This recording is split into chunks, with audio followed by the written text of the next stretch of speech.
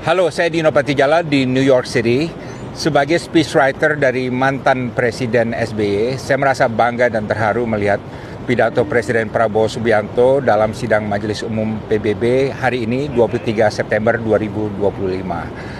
Pesan penting yang dikirim dari pidato Presiden tersebut kepada dunia adalah Indonesia is back in multilateralism diplomacy.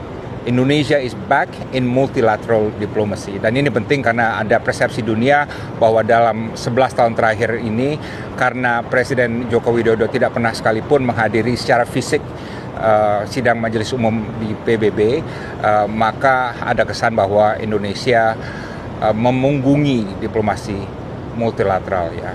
Walaupun tentu kenyataannya tidak demikian, tapi persepsi itu ada. Nah, dari pidato Presiden Prabowo hari ini ada beberapa hal yang saya catat dari segi pentingnya makna dari pidato itu, ya. Pertama, pidato itu memberikan kontras dengan pidato sebelumnya dari Presiden Trump, baik dari segi substansi, dari segi gaya, dari segi elegansi, dan lain sebagainya. Ya, saya melihat bahwa dalam pidato itu Presiden Prabowo sama sekali tidak bicara mengenai Indonesia first, gitu ya. Karena ini kan sedang marak, ya, di berbagai negara, gitu ya, me first attitude, ya. Beliau menjelaskan mengenai Indonesia, tapi beliau menekankan pentingnya internasionalisme, dan beliau menekankan secara elegan bahwa negara-negara, umat manusia harus bersatu, ya, untuk perdamaian dunia, dan ada kedewasaan berpikir dan sikap kenegarawanan, ya, statesmanship yang ditunjukkan beliau, dan ini tentu kontras dengan pidato sebelumnya yang disampaikan oleh Presiden Trump, di mana beliau banyak memuji diri sendiri dan mengucapkan hal-hal yang merendahkan orang lain, dan tidak memberikan nada positif atau semangat positif mengenai multilateralisme, ya. Jadi itu satu. Nah, kedua yang saya anggap penting adalah pidato dari Presiden Prabowo itu sangat fokus terhadap pentingnya PBB. Nah, ini kenapa penting? Karena sekarang ini PBB sedang babak belur, ya. Presiden Trump banyak mengundurkan dana terutama dari berbagai kegiatan badan-badan PBB, ya. Dan ini sedikit melemahkan, bahkan dalam beberapa kasus melumpuhkan kinerja dari badan-badan PBB itu. Dan PBB sekarang juga banyak dirundung, dibebani oleh rivalitas antara negara-negara besar, baik itu rivalitas strategis ataupun ideologis, sehingga semakin susah mencapai konsensus. Sementara agenda besar dari umat manusia, agenda pembangunan, agenda perubahan iklim, agenda kemanusiaan, dan lain sebagainya menjadi terbengkalai, ya. Nah, jadi saya senang sekali Presiden mengingatkan dunia bahwa dalam usianya yang 80 tahun ini PBB sangat penting dan tetap penting dan akan selalu penting bagi percaturan dunia, politik dunia, ya. Nah, dan beliau juga menghubungkan bagaimana Indonesia itu justru kita menjadi sekarang karena banyak sekali peran PBB yang membantu perjuangan Indonesia, baik di bidang mencapai kemerdekaan ataupun di bidang pembangunan ekonomi, ya. Ada satu referensi mengenai deklarasi kemerdekaan Amerika yang menjadi sumber inspirasi bagi dunia. Kalau saya melihatnya itu sebagai suatu sindiran, ya, atau upaya untuk mengingatkan Amerika Serikat bahwa look, kalian adalah api atau sinar yang menerangkan dunia internasional dengan perjuangan kemerdekaan Anda. Jadi ironis sekali kalau Anda tolak belakang dari perjuangan kemerdekaan Palestina yang sekarang semakin didukung negara-negara dunia ya, termasuk negara-negara Barat. Jadi walaupun tidak dikatakan begitu, tapi saya melihatnya sebagai suatu peringatan atau pengingatan halus terhadap Amerika Serikat. Saya juga mencatat komentar beliau mengenai perubahan iklim, itu penting sekali karena beliau menegaskan kembali bahwa Indonesia akan mencapai net zero 2060 atau sebelumnya, dan pembangunan Indonesia juga akan menekankan pada energi terbarukan ya. Ini penting karena sekarang ini kita berada dalam dekade krisis perubahan iklim, dan again karena Amerika keluar dari perjanjian Paris, maka dibutuhkan semangat baru, dorongan baru, dan dalam pidato ini Presiden Prabowo menyatakan bahwa Indonesia sudah siap dan bertekad untuk menjadi salah satu pelopor dunia di bidang diplomasi perubahan iklim dan transisi net zero yang nyata. Jadi tidak hanya bicara di luar, tapi di dalam negeri juga akan diterapkan. Jadi ini merupakan pesan penting nanti menjelang COP yang akan diadakan di Brazil. COP itu adalah konferensi PBB mengenai perubahan iklim ya.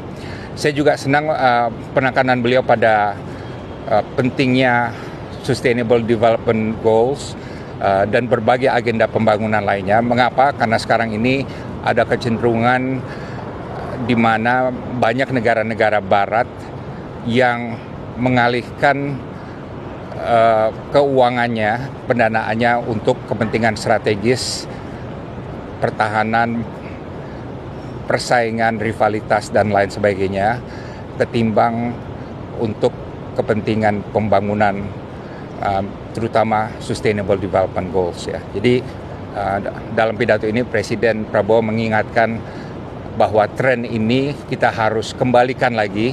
Prioritas utama adalah pembangunan manusia ya, bukan rivalitas strategis antara negara-negara yang sedang bertikai atau berkonflik ya. Saya juga senang mendengar komentar beliau, pernyataan beliau mengenai situasi di Palestina, dan memang yang paling banyak dikutip adalah pernyataan beliau bahwa kalau Israel mengakui kemerdekaan dan statehood dari Palestina, maka Indonesia akan memberikan pengakuan diplomatik terhadap Israel. Saya tahu ini ada beberapa kritik terhadap hal ini di dalam negeri, tapi ini adalah satu hal yang juga sejalan ya, konsisten dengan posisi negara-negara Timur Tengah, negara-negara Arab ya. Jadi ini suatu hal yang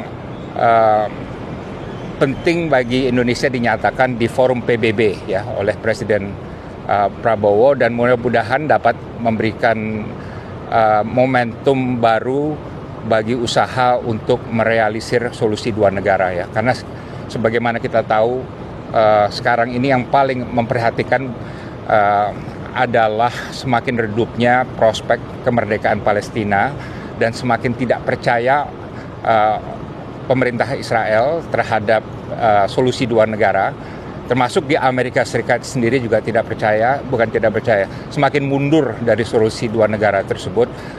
Presiden Bush 43, Presiden Obama dan Presiden Biden dulu konsisten mendukung solusi dua negara, tapi di masa Presiden Trump mereka nampaknya mundur dari posisi itu, karena setiap ditanyakan apa pandangan Anda mengenai kemerdekaan Palestina, mereka tidak menjawabnya dengan jelas, bahkan cenderung kritis ya.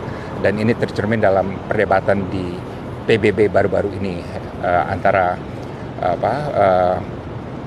Watap atau Duta Besar Denmark di Dewan Keamanan PBB dengan wakil dari Amerika Serikat di forum yang sama gitu ya. Jadi dan hal ini juga sikap yang dinyatakan oleh Presiden Prabowo ini juga ya ternyata yang banyak dikutip baik oleh BBC, oleh media internasional dan lain sebagainya gitu ya.